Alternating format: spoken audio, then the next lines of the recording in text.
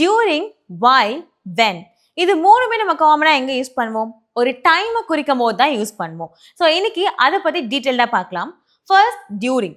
During எங்கே use பண்ணுவீங்கன்னா, ஒரு ஈவெண்ட் அப்போ நீங்கள் பண்ண ஆக்ஷனை பற்றி சொல்லும் போது. For example, I ate during the meeting. மீட்டிங்கிறது ஒரு ஈவெண்ட், அது நடந்துட்டு இருந்தப்போ நீங்கள் சாப்பிட்டீங்க அப்படின்னு சொல்கிறீங்க. இன்னொரு example, I slept during the movie. Movie அப்போ நான் தூங்கிட்டேன். ஸோ இங்கே நம்ம டியூரிங் யூஸ் பண்ணணும். இதுவே while அப்படின்றது ரெண்டு கண்டினியூஸ் ஆக்ஷன் நடந்திருக்கும். while I was eating, she was talking. நான் சாப்பிட்டுட்டு இருந்தப்போ அவ பேசிட்டு இருந்தா.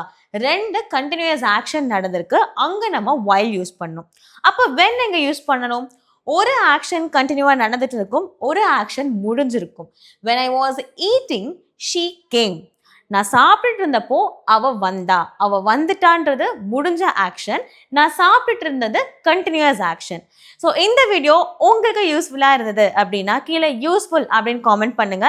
அண்ட் இதே மாதிரி நிறையா வீடியோஸ்க்கு மறக்காம நம்மளோட இங்கிலீஷ் ஹவுஸ் பேசிக் பேஜை ஃபாலோ பண்ணுங்க.